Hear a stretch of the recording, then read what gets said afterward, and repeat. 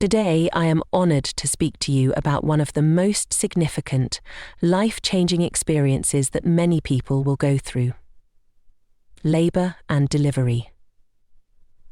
Childbirth is an extraordinary process, a profound moment of transformation for both the parents and the newborn. Whether you are preparing for this experience or simply curious about it, understanding the stages, challenges, and support systems involved can make a world of difference. Labor and delivery are not just medical events. They are deeply personal and emotional experiences. It's essential to recognize the physical, emotional, and psychological aspects that play a role in this life-changing moment. In this speech, I'll walk you through the different phases, highlight key points, and provide insight into how to best prepare for this journey. Labor and delivery represent the culmination of pregnancy, the final stages in the journey of bringing new life into the world. It is a natural and complex process that involves both physical and emotional transformations. While every birth is unique, understanding the fundamentals of labor and delivery can help expectant parents feel more confident and prepared for what lies ahead. Labor is essentially the process by which the body transitions from pregnancy to childbirth.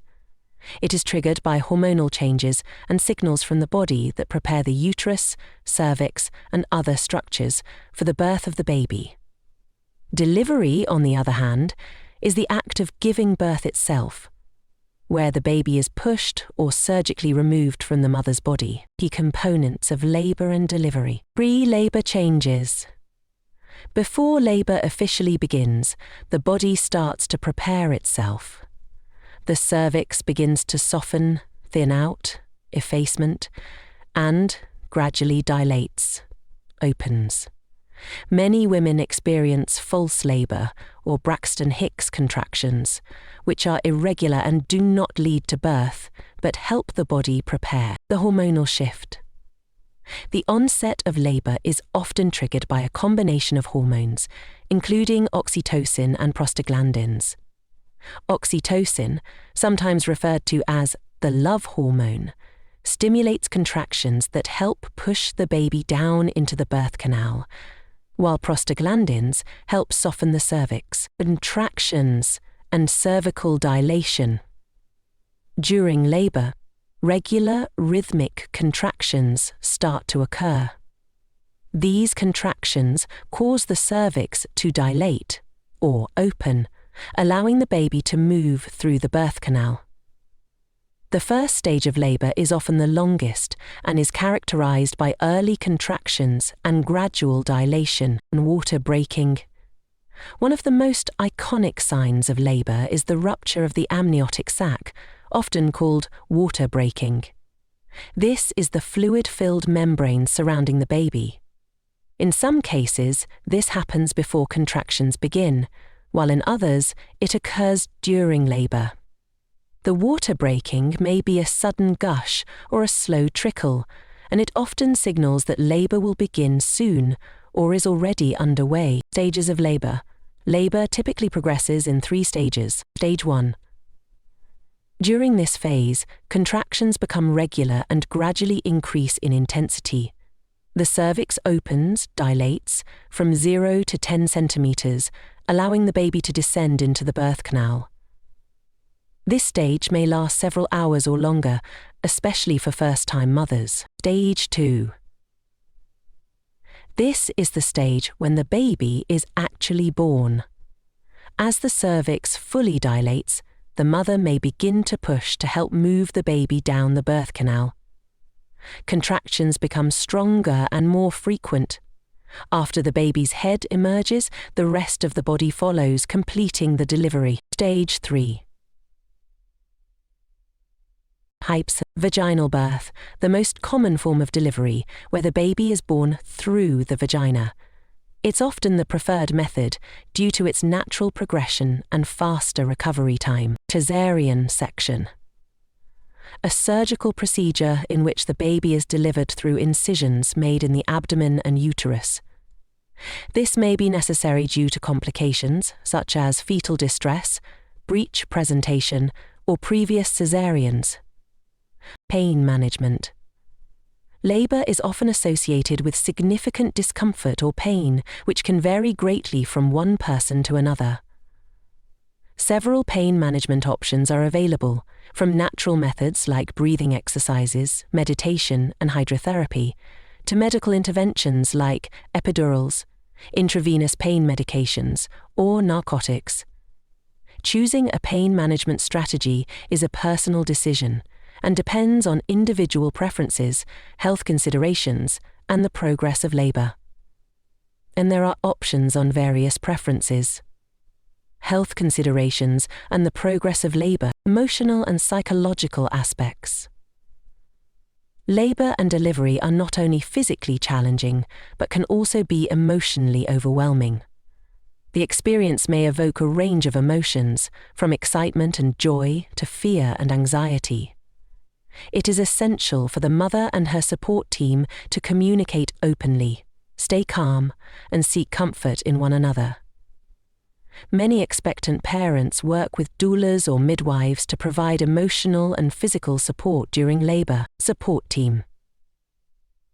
Having a strong support team is key to a positive labour experience. This can include a partner, family members, friends, or a professional birth coach, doula.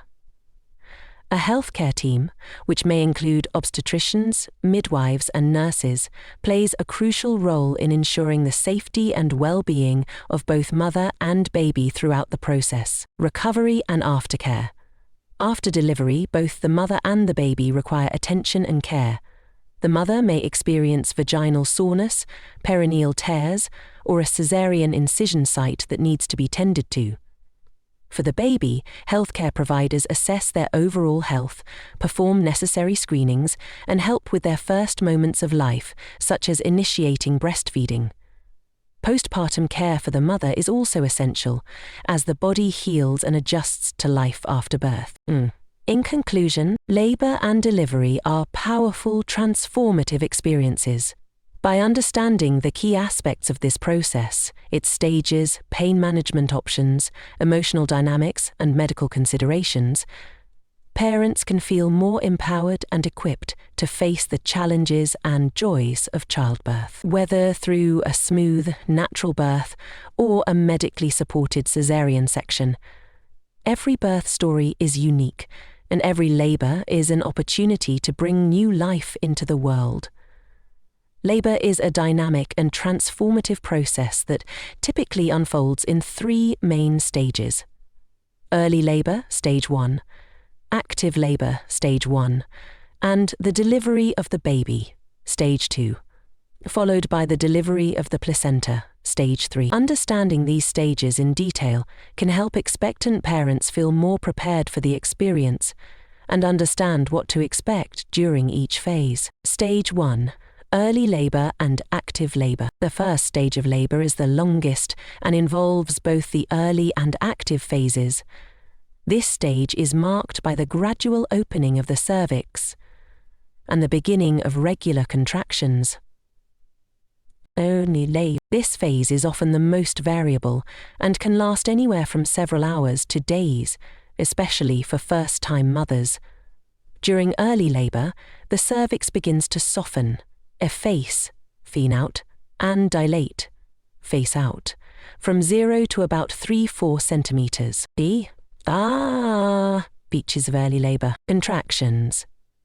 Contractions during early labour are typically mild, irregular, and may feel like strong menstrual cramps.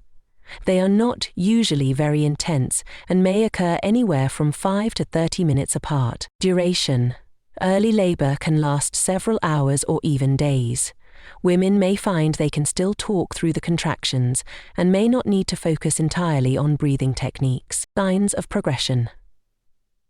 The cervix gradually dilates, and effacement occurs. Women may notice a bloody show, a small amount of pink or brown mucus, as the mucus plug from the cervix is released. Emotions. Women often feel excited or anxious during this phase as labour begins. It's common to experience some uncertainty about when to head to the hospital or birthing centre, especially if contractions aren't very intense at first. What you can do during early labour: stay at home if comfortable, focusing on rest, hydration, and light activities like walking or taking a warm bath to relax. Practice breathing exercises or relaxation techniques to manage early contractions. Keep track of contractions to see if they become more regular, longer, and stronger. Or tell us about them cesarean. Show us how you do it. Contact your healthcare provider when contractions become more intense or regular, or if your water breaks. Active labour. Labour begins when the cervix reaches about 4-6 centimetres of dilation and continues until it reaches 10 centimetres, at which point it is fully dilated and the second stage of labour begins. Key features of active labour. Contractions. Contractions are stronger, more regular, and closer together, often lasting 45-60 seconds. They may occur every 3-5 minutes. Intensity. The pain becomes more intense, and many women find it more difficult to talk through contractions. Helen. Cervical dilation. During active labour, the cervix will continue to dilate from 4 to 10 centimetres, opening wide enough for the baby to pass through the birth canal. Possible medical interventions. In some cases, doctors may intervene to help labour progress more quickly. This could include administering Pitocin, a synthetic form of oxytocin, to increase the frequency and strength of contractions, or breaking the water if it hasn't already ruptured. What you can do during active labour. Focus on your breathing and relaxation techniques to help manage pain. Consider pain relief options such as an epidural, medications, or natural remedies like massage or hydrotherapy. Stay in a position that is most comfortable, whether that be walking, sitting, squatting, or lying down. Keep your healthcare provider informed of how you're feeling and discuss pain management options. Stage 2. Delivery of the baby. Stage 2 of labour begins when the cervix is fully dilated, 10 centimetres, and ends when the baby is born. This is the stage when the baby moves down the birth canal and is delivered. Key features of Stage 2. Pushing. Once the cervix is fully dilated, the mother may feel an overwhelming urge to push as the baby descends into the birth canal. This can be accompanied by intense pressure in the pelvic area and rectum. Contractions. During this stage, contractions continue but tend to be less frequent than in active labour. They are often spaced about 2 minutes apart and may last 60 to 90 seconds. Fatigue finally overcomes, pain in the pelvic region, and a feeling of weakness in the liver. Positioning. Women are usually encouraged to push during contractions. This can be done in various positions, such as lying on the back, squatting, on hands and knees, or side-lying, depending on what feels best. Crowning. The baby's head begins to appear at the opening of the birth canal, a moment called crowning. At this point, the healthcare provider may guide the mother through controlled pushing to help avoid tearing. Coming through the waves. Delivery. Once the baby's head and body are delivered, the umbilical cord is cut, if not delayed, and the baby is placed immediately on the mother's chest for skin-to-skin contact. What you can do during Stage 2. Step. Follow the guidance of your healthcare team, who will help you know when to push and when to rest. Good night. Focus on deep breathing and relaxation between contractions to stay energized. Stay calm and focused, remembering that each contraction brings you closer to meeting your baby. Barefully move your knees against the bed. Stage 3. Delivery of the placenta. After the baby is born, the third stage of labour begins, which is the delivery of the placenta. This stage usually takes around 5 to 30 minutes. Key features of Stage 3. Sound. Separation of the placenta. After the baby is born, the uterus continues to contract to help detach the placenta from the uterine wall. The placenta is then expelled through the birth canal. Aftercare. Once the placenta is delivered, the healthcare team will check to make sure it has come out completely, as any remaining tissue could lead to complications like infection or hemorrhage. Post-delivery care for the mother. The mother will be monitored for signs of excessive bleeding, and any vaginal tears or episiotomies, if performed, will be repaired. The uterus will also be massaged to help it contract and reduce bleeding. What you can do during stage 3: relax and focus on the baby as the placenta is delivered with minimal effort from the mother. Engage in skin-to-skin contact with the baby, which helps regulate their temperature, heart rate, and breathing. Rest and hydrate as needed, as this stage can feel like a moment of calm after the intensity of delivery. The stages of labor are a natural and extraordinary process, each one bringing both physical and emotional changes. Understanding the flow of each stage, from early labor to the delivery of the placenta, helps set expectations and prepares expectant parents for the journey ahead. No matter how long or short each stage may be, every step brings you closer to the arrival of your newborn, a moment of joy and transformation for the entire family. Contractions are one of the most critical aspects of labor and delivery. They are rhythmic muscle tightenings that help the body progress through the stages of labor, from the opening of the cervix to the actual delivery of the baby. Understanding the role of contractions can help expectant parents recognize how the body works during labor and provide a foundation for managing discomfort and preparing for the birth. What are contractions? Contractions are the result of the uterus tightening and relaxing in a coordinated rhythm. The muscles of the uterus work together to facilitate labor, helping to move the baby down the birth canal and gradually open the cervix. Contractions are controlled by hormonal signals, primarily oxytocin, which triggers the uterine muscles to contract. Contractions in the early stages? Is it safe? Tammany reached past her to function. In the early stages of labor, also known as the latent phase, contractions are usually mild and irregular. They begin as the body prepares for more intense contractions later in labor. At this point, contractions help to soften the cervix and start the dilation process, slowly opening the cervix. Timing. Early contractions are generally spaced far apart and may feel like tightness or mild cramping. They can come and go unpredictably. Experience.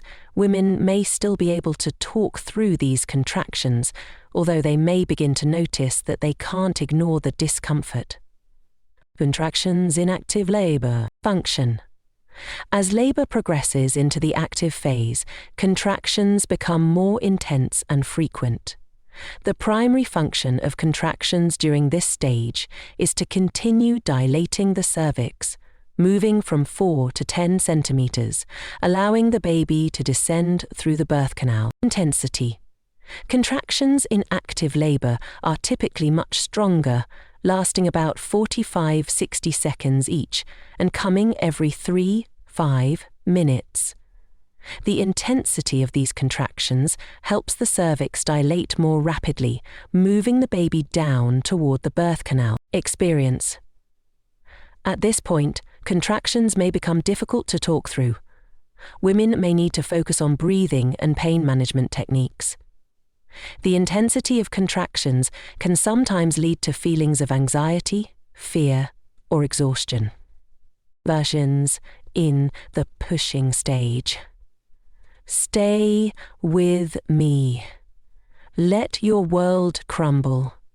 Just watch for the right word. Pray. He gave me his full attention. Function. During the second stage of labor, the cervix is fully dilated, 10 centimeters, and the baby is ready to be pushed out. Contractions continue in this stage, but they are spaced farther apart and may last a bit longer. Pushing Lydia 11. Pushing Lydia 11 from one direction lasts 1,000 years. The downward pressure of contractions help to guide the baby through the birth canal, encouraging the mother to push with each contraction. The downward pressure of contractions helps move the baby's head lower, and as the baby crowns, these contractions assist in delivering the baby. Experience. Women experience intense pressure and a strong desire to push with each contraction. The pushing phase can last anywhere from a few minutes to a few hours, depending on the position of the baby, the strength of contractions, and the mother's energy and focus. A Society Women Childcare says, contractions in the placenta delivery. Function. After the baby is born, the uterus continues to contract to expel the placenta. These contractions are generally mild, but essential in helping the placenta detach from the uterine wall and be delivered. Duration. The placenta is usually delivered within 5 to 30 minutes after the baby, with contractions helping to move the placenta through the birth canal. Experience. By this stage, the intensity of contractions has significantly decreased, and the mother can focus on resting or holding her baby. But she may still experience mild cramping as the uterus contracts to return to its normal size. The importance of contractions in labor. Cervical dilation and effacement. Contractions are essential for cervical dilation, opening, and effacement, thinning. As the uterus contracts, the pressure and tension cause the cervix to gradually open, allowing the baby to pass through the birth canal. The cervix must dilate from 0 to 10 centimeters for vaginal delivery to occur. Contractions help this process move forward efficiently. The baby's descent. Contractions also play a pivotal role in guiding the baby down the birth canal. The force generated by the contractions helps to push the baby's head lower into the pelvis. And as the baby moves closer to the birth canal opening, the cervix dilates further.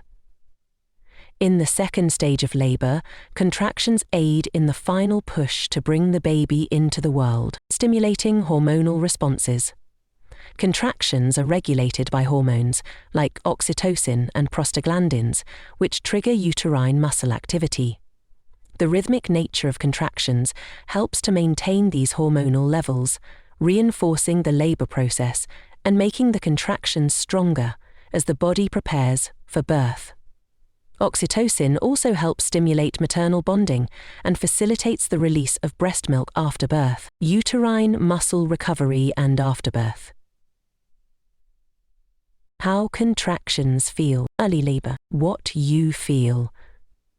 A dull, cramp-like sensation in the lower abdomen or back, often compared to strong menstrual cramps. They can be mild and irregular. If this isn't the case, then keep trying until it dissipates and it's less irregular. How to manage. Relaxing in a comfortable position, walking around, or using deep breathing can help ease the discomfort. Warm showers or baths may also bring relief. Physiology labor. What you feel. Contractions become significantly stronger, longer, and more frequent. These are often described as intense pressure, tightness, or pain in the lower abdomen and lower back. How to manage. Breathing techniques, movement, and position changes can help. Some women use visualization or relaxation strategies. Pain relief options such as epidurals, narcotics, or water births may be considered. Second stage. What you feel. The urge to push with each contraction is strong and intense. Many women describe it as feeling like they need to have a bowel movement or like the pressure is overwhelming. Typically, the pain feels like 3 bowels at a minute, and every few seconds you push harder. How to manage. Focus on pushing with the contractions. Following the guidance of your healthcare provider and listening to your body's instincts can help ensure the best delivery position. After birth contractions, what you feel: mild to moderate cramps after delivery. These are often experienced when the placenta is expelled and when the uterus is contracting back to its normal size. How to manage? Mild cramping is normal and can be relieved with over-the-counter pain medication, hydration, or light movement. Pain relief options during contractions. Labor contractions can be intense, and managing pain is an important consideration for many people. There are several pain relief options available, depending on the individual's preferences and circumstances. Natural methods. These include breathing techniques, meditation, massage, hydrotherapy, such as a warm bath or shower, and positions like walking, squatting, or rocking on a birthing ball. These methods help manage discomfort and provide a sense of control. Medications. Epidurals and intravenous IV pain relievers, such as narcotics or local anesthetics, can be used to reduce the pain intensity during active labor. These medications may have side effects, so it's important to discuss options with your healthcare provider. Other interventions.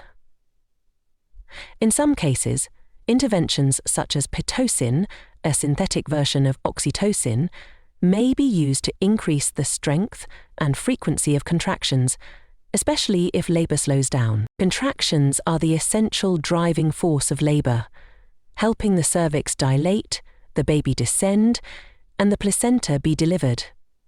Understanding their role can help expectant parents better prepare for the challenges and excitement of labor. Whether the contractions are mild or intense, they are the body's natural method of bringing new life into the world, and they play a crucial role in making the birth experience a reality. Pain during labor is a significant concern for many expectant mothers, and managing this pain effectively is key to both comfort and a positive birth experience. There are a variety of pain management options available, ranging from natural, non-invasive methods to medical interventions. The right choice depends on the individual's pain tolerance, birth preferences, medical considerations, and the progress of labor.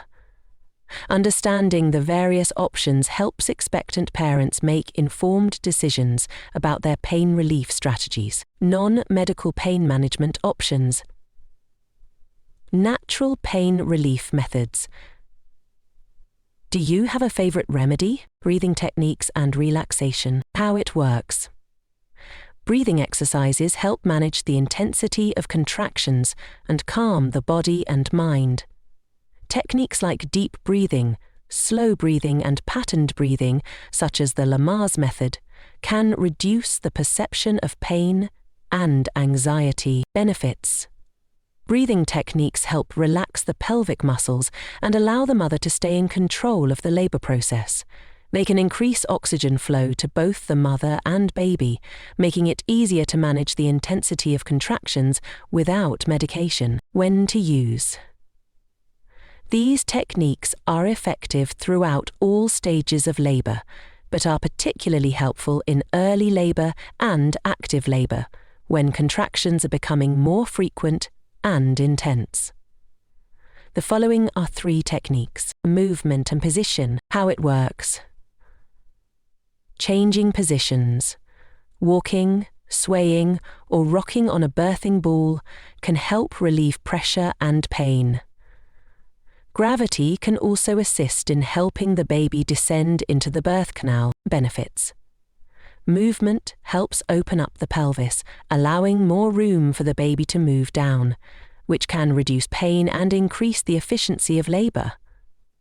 Positions like squatting or hands and knees can also alleviate back labor, which is common when the baby is in a posterior position. When to use. Moving is helpful throughout labor, especially during early and active stages when the mother is still relatively mobile.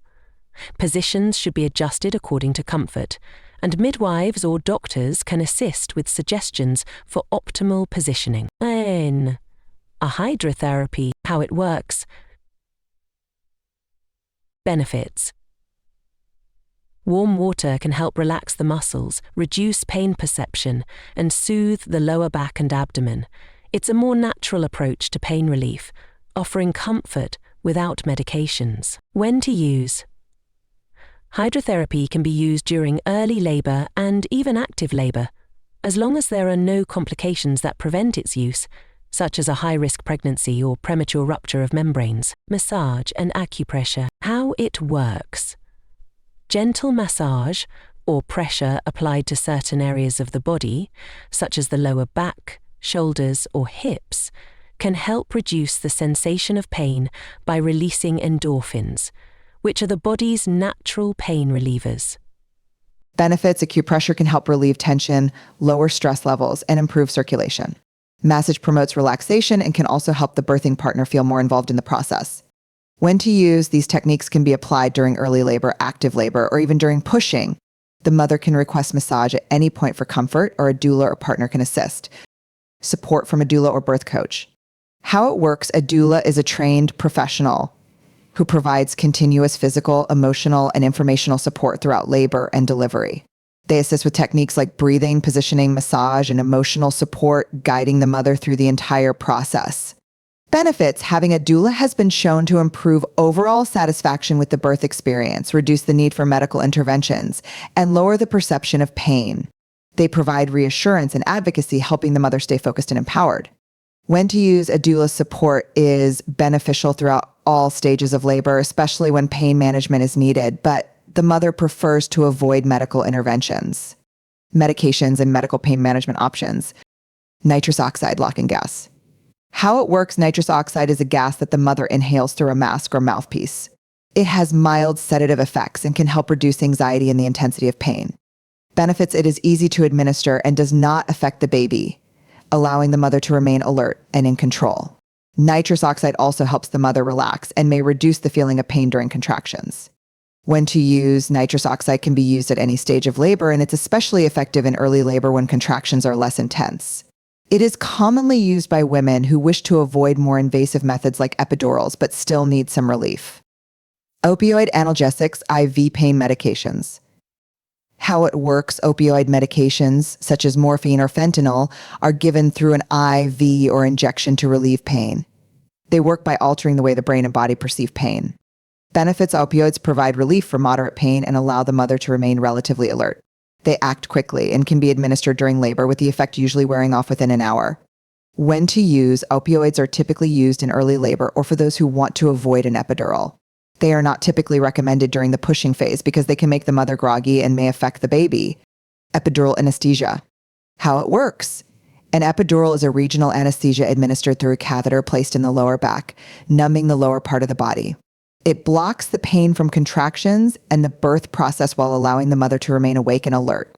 Benefits: epidurals provide significant pain relief and can be tailored to the individual's needs. The mother may still be able to move her legs, but the pain during contractions is greatly reduced. It is effective for both vaginal deliveries and C-sections. When to use. Epidurals are commonly used during active labor when contractions become more intense. It can be administered at any time, but the earlier it's given, the more effective it is.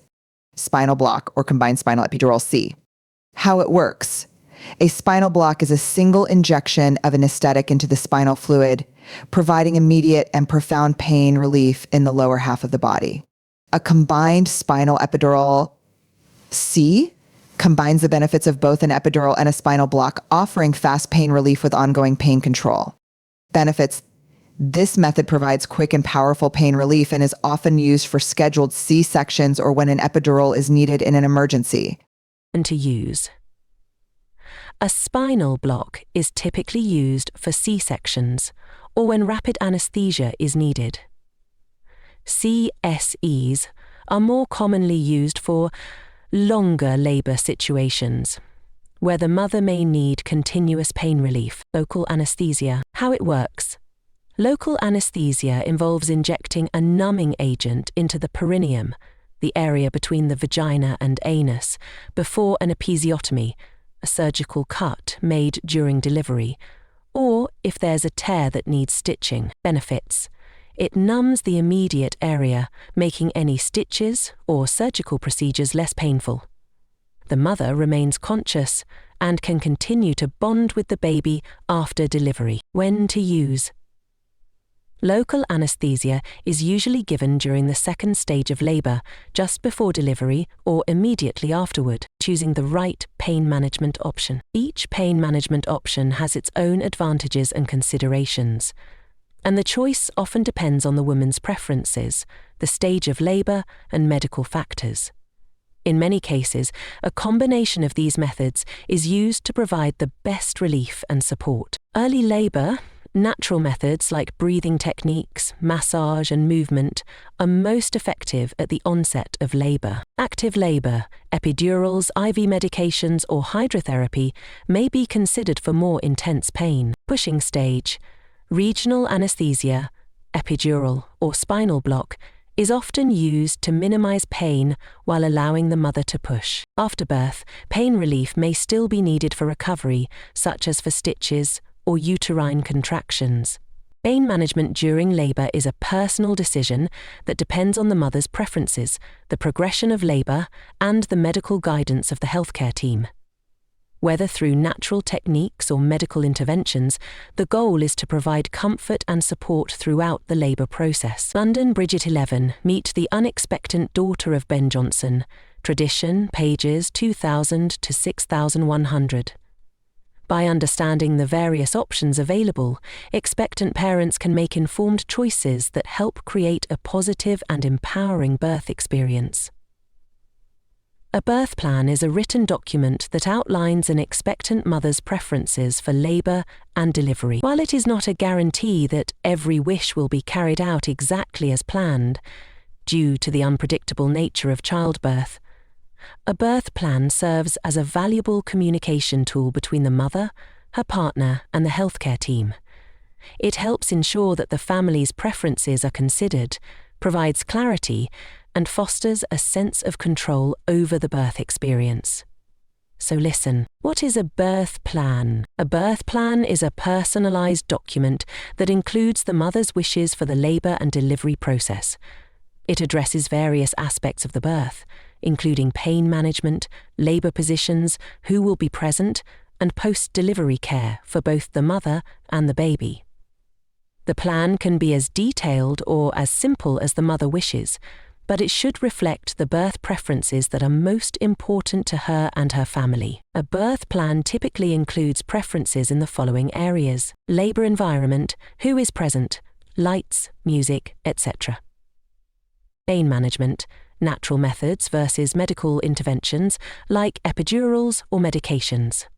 Delivery method, vaginal birth, C-section, assisted delivery, etc. Post-birth care, skin-to-skin contact, breastfeeding, cord clamping, etc. Emergency interventions, how the mother wants to be involved if an unexpected situation arises. Why is a birth plan important? Promotes communication. A birth plan is an essential tool for communicating expectations and preferences to the healthcare team. It gives the mother an opportunity to discuss her choices with her doctor, midwife, and other healthcare providers before labor begins. This open line of communication helps everyone involved understand the mother's wishes and reduce misunderstandings during the labor process. Example: if the mother prefers to avoid an epidural, it's important for the healthcare team to know that in advance so they can offer alternative pain relief options and support. Powers the mother. Creating a birth plan helps the mother feel more empowered and in control of the birth experience.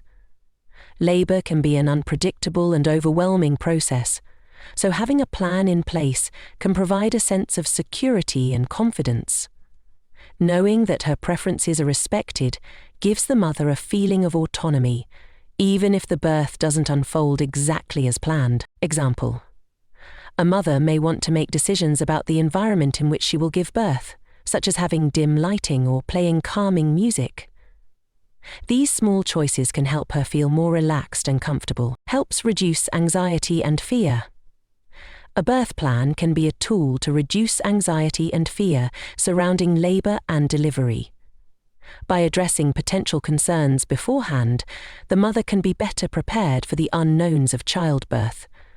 This preparation reduces stress and can help the mother focus on the experience rather than worry about what will happen. Example: if a mother has concerns about being forced to have a C-section, having a discussion with her healthcare provider about what scenarios would necessitate one, and including her preferences for surgical procedures in her birth plan, can provide reassurance. Guides the birth team. Birth plans not only guide the mother but also inform the birth team about the kind of experience the mother hopes for. This ensures that the healthcare professionals are aware of the mother's desires and are prepared to offer appropriate care while respecting her choices, as long as it is safe for both the mother and the baby. Example: if a mother is adamant about having a natural birth without pain medication, the birth team can prioritize supporting this choice by encouraging relaxation techniques, providing a quiet environment, and offering guidance on positioning. 9. Secure nature provides a framework for decision-making. Birth plans can serve as a framework for decision-making during labor and delivery. While it's important to remain flexible, a birth plan gives the mother a starting point for making decisions about interventions and medical options. It helps her feel more involved in the process, especially if unexpected situations arise. Example: some women prefer to have a quiet, dimly lit room to relax during labor, while others may choose to play soothing music or have family members involved for emotional support. Encourages partner involvement. A birth plan encourages the involvement of the partner and any other support people in the birth process. The plan serves as a guide for the partner to understand the mother's wishes and be an active participant in supporting her during labor. Example: a partner can help with physical comfort measures such as massage and can advocate for the mother if unexpected changes occur during the birth process. See Figure 8. Help set realistic expectations. While a birth plan is a helpful tool, it's also important to acknowledge that childbirth can be unpredictable. A well-prepared birth plan includes flexibility, with the understanding that not everything may go as planned. Discussing options for different scenarios, such as the use of pain relief, the possibility of a C-section, or the timing of cord clamping, can help set realistic expectations. Example: a mother may plan for a natural birth, but include alternatives for pain management in case her labor progresses unexpectedly or if the intensity of pain becomes unmanageable. What to include in a birth plan? Labor preferences. The mother's ideal environment. Dim lights, calm atmosphere. Preferred labor positions and support people, partner, doula, etc. Pain relief preferences. Whether the mother plans to use natural pain relief breathing techniques, hydrotherapy, or desires medical pain relief. Epidural, IV medications. There's no custom-made solution for tight, squiggly breast bones. Delivery preferences. Preferred birthing positions.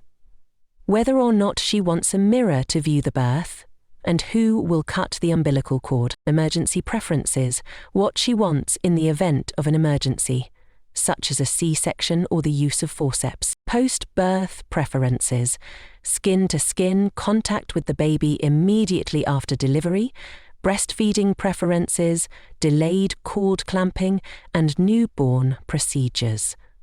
Flexibility and realistic expectations. While a birth plan is an important document, it's essential to keep in mind that childbirth is unpredictable, and things may not go exactly as planned.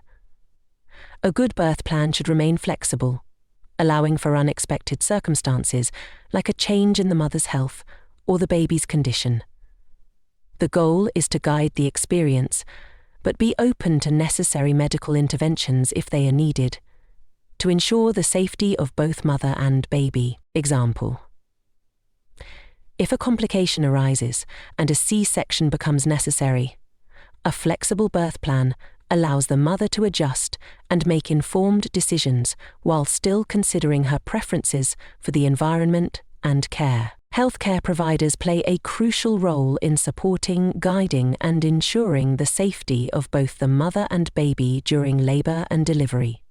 Their expertise, care, and involvement help shape the experience of childbirth, from the early stages of labor to the immediate postpartum period. Each member of the healthcare team brings specific skills to the table, contributing to a collaborative and effective birth process. Types of healthcare providers involved in labor and delivery. Positions. Role. Obstetricians are medical doctors specializing in pregnancy, childbirth, and the reproductive system. They are responsible for monitoring the health of both the mother and baby throughout pregnancy and labor, making decisions on interventions when necessary, and delivering the baby. Key responsibilities. Monitoring labor progress. OB/GYNs assess how labor is progressing and make decisions regarding interventions, such as whether to use pain relief, assist with labor, or perform a C-section if complications arise. Managing complications. Obstetricians are trained to identify and manage any potential complications, such as gestational diabetes, preeclampsia, or fetal distress, and intervene as necessary to ensure the safety of both mother and baby. Providing medical care. They conduct vaginal exams, monitor fetal heart rates, perform episiotomies if necessary, and oversee the delivery process. They are also the primary healthcare providers in cases where surgical deliveries, C-sections, are needed. Midwife role. Midwives are healthcare professionals trained in childbirth who provide comprehensive care during pregnancy, labor, and the postpartum period. They are often the primary caregivers for low-risk pregnancies and offer a more holistic, personalized approach to labor. Key responsibilities. Providing prenatal care. Midwives monitor the health of both the mother and baby during pregnancy, providing regular checkups, counseling, and education about childbirth options. Supporting natural birth.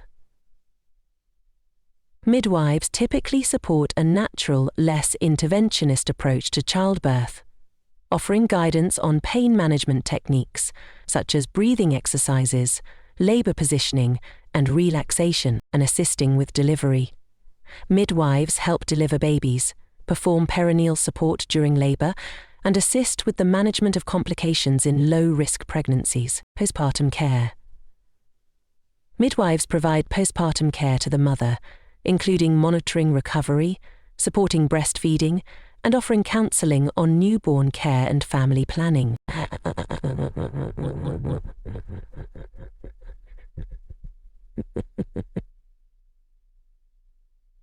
Role. Nurses play an essential role in labor and delivery by providing continuous support and monitoring during the birth process.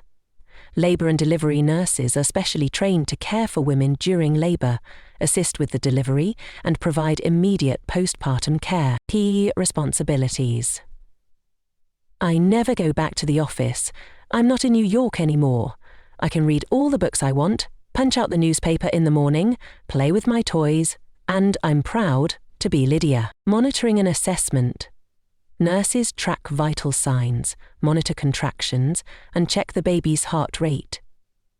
They assess the progress of labor, document the stages of labor, and relay information to the rest of the healthcare team. Assisting with pain relief, nurses administer medications such as epidurals, IV medications, or nitrous oxide, as prescribed by the doctor or midwife. They also help the mother with non-medical pain relief techniques like positioning and breathing exercises. Labor support. Nurses provide emotional and physical support, reassure the mother, and help with the implementation of the birth plan. They assist the mother with positioning, breathing, and comfort measures. Post-birth care. Nurses monitor both the mother and baby after delivery, assist with skin-to-skin contact, and help with early breastfeeding.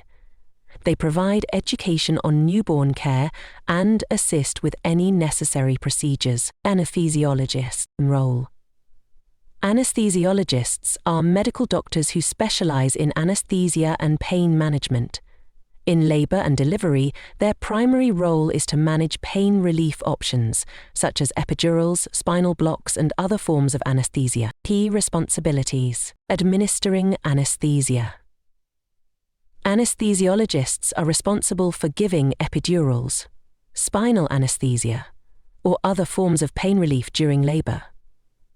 They monitor the effects of these medications and ensure that the mother remains comfortable without compromising her safety. Managing complications. In cases where a C-section is required or other procedures are necessary, anesthesiologists are responsible for providing anesthesia to ensure that the mother remains pain-free during surgery. Erin Susan, monitoring vital signs. Anesthesiologists carefully monitor the mother's heart rate, blood pressure, and other vital signs during labor, particularly when anesthesia is used, to avoid any adverse reactions. Role. A doula is a non-medical professional trained to provide physical, emotional, and informational support during labor and delivery.